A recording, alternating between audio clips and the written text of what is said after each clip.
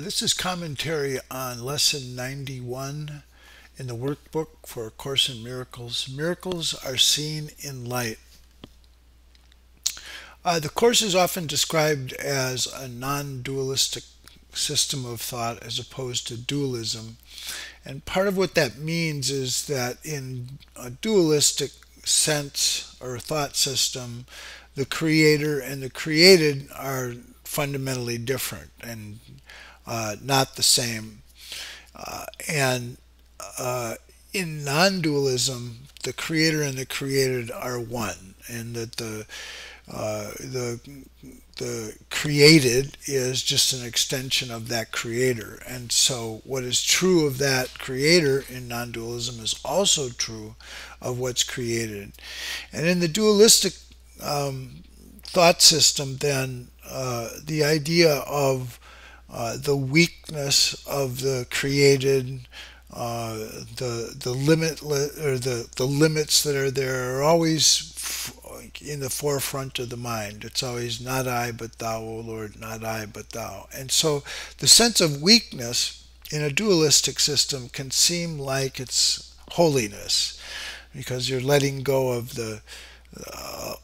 letting the ego drive your life. But in a non-dualistic system, your sense of weakness, a sense of weakness, is only applied to an ego identification. The truth of who you are is not weak at all. And so breaking away from this sense of self as being weak, being limited, being vulnerable is really important in order that you can learn that miracles are inside you. You need to change we need to change the concept of ourselves to a truer concept, a concept that's strong, that's free, that's holy, and once having a grasp on that, an experience of that, then we'll know that miracles are natural to us, and then we'll be able to see those miracles. And that strength in this lesson is being described as light. And light is this thing inside us that went with us in the separation, that can show us our truer self. It can show us our real thoughts, our right-minded thoughts. So light and strength go together, and that sense of ourselves being strong is very important. Weakness is not what we are. Weakness is only applied to the ego. So it's also reminiscent of the famous story in this lesson that Joseph Campbell used to tell about a lion that had been separated at birth. You know, it's a myth story.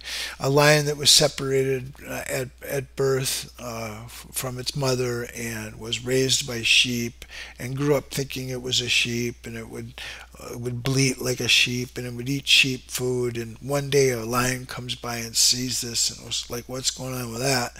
And takes the lion and brings him down to the river and shows his face to him like, you're like me, you're a lion, and puts some meat in his mouth. And all of a sudden the strength of a lion awakens in this lion who thought it was a sheep. And that's exactly what happens in spiritual development, is we have to know that we're lions, that we're not weak, we're not small. Otherwise we won't be able to practice forgiveness or miracles. They won't make any sense. So anyways, so let's go through the lesson. Miracles are seen in light. It's important to remember that miracles and vision necessarily go together. This needs repeating and frequent repeating. So there's some practice there. You have to tell yourself this. Miracles are seen in light. Miracles and vision go together. It is a central idea in your new thought system and the perception that it produces. The miracle is always there. Its presence is not caused by your vision. Its absence is not the result of your failure to see. It is only your awareness of miracles that is affected. You will see them in the light, and you will not see them in the dark. So this is the practical application of this idea of, first of all, that the only time there is the present in the holy instant, and the idea that our problems are already solved. This is the pragmatic aspect of that, is that the miracle's always there. We don't have to wait for it. And what that means is there's always a way for us to detach from our suffering, from our fear, from our anxiety, our despair, and accept a miracle instead. A miracle that corrects our sense of who we think we are and others are, that it's always there. So it takes a lot of practice to get that, to get to that place where we understand, yes, I can change this, I can see this different, and I can do that now. Okay. So to you, then, light is crucial. While you remain in darkness, the miracle remains unseen. Thus, you are convinced it is not there. This follows from the premises from which darkness comes. Denial of light leads to failure to perceive it. Failure to perceive light is to perceive darkness. The light is useless to you then, even though it is there. You cannot use it because its presence is unknown to you, and the seeming reality of the darkness makes the idea of light meaningless. All right, so denial of the light is the only thing that's producing the darkness. So an affirmation of the light, an affirmation of our strength, yeah, is what will make the darkness go away. Darkness is not something that has properties. It's like if a room is dark, you turn on a light, the darkness is gone. So we need to affirm that light because we've denied it. All right, so to be told what you do not see is there sounds like insanity. It's very difficult to become convinced that it is insanity not to see what is there and to see what is not there instead. You do not doubt that your body's eyes can see. You do not doubt the images they show you are reality. Your faith lies in the darkness, not the light. How can this be reversed? For you it is impossible. For you, meaning this little self that we think we are. But you're not alone in this. All right, so seeing what's not there and not seeing what is there is really key. And to see what is not there and to not see what is there, that's insane. So in the non-dualistic metaphysics of the Eastern religion, where this idea of the oneness, that's all that there is, truth is one, we call it by many different names, is so the goal there is to move from this illusions of a little self to this truer self. And the example that they always use in that is that we see the world in a way that's it's not there, and we're not seeing what is there. And the analogy is someone who's in the dark, walking through the woods or someplace, and there's actually just a rope on the ground, but they see it as a snake. And seeing it as a snake, the heart starts pounding, all these things seem to be happening. Well, they're seeing what's not there. I mean, we have that experience constantly that we're just misperceiving.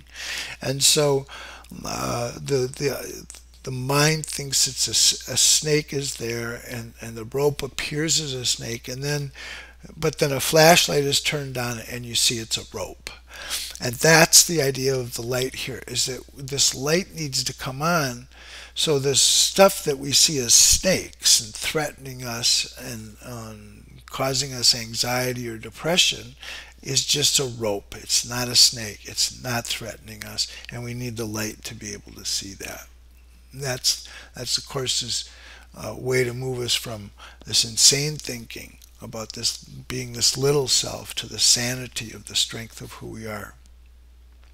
Okay, so we're not alone in this, and our efforts, however little they may be, have strong support. Did you but realize how great this strength, your doubts would vanish. Today we will devote ourselves to attempt to let you feel this strength. When you have felt the strength in you, which makes all miracles within your easy reach, you will not doubt. The miracles your sense of weakness hides will leap into awareness as you feel the strength in you. 3 times, so here's the practice, longer practice periods for the day. 3 times today, set aside about 10 minutes for a quiet time in which you try to leave your weakness behind. This is accomplished very simple as you instruct yourself that you're not a body.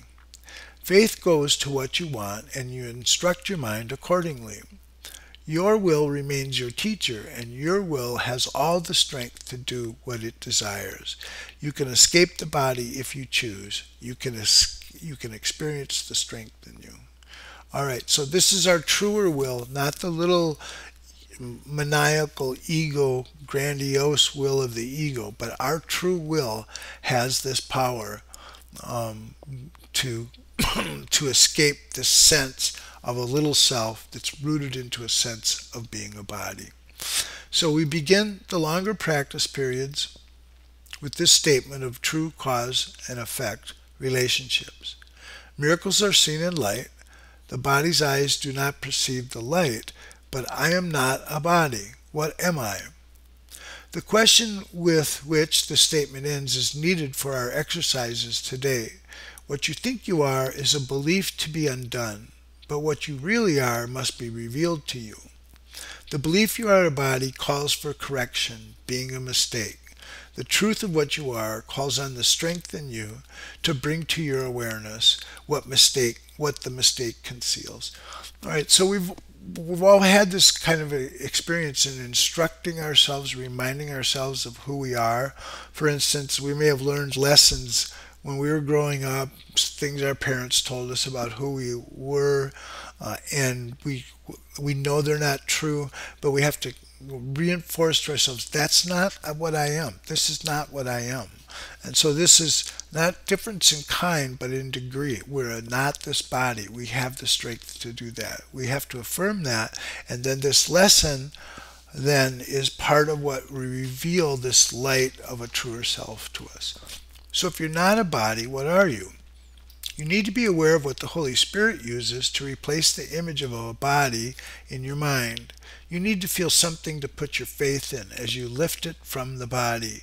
You need a real experience of something else, something more solid, more sure, more worthy of your faith, and really there.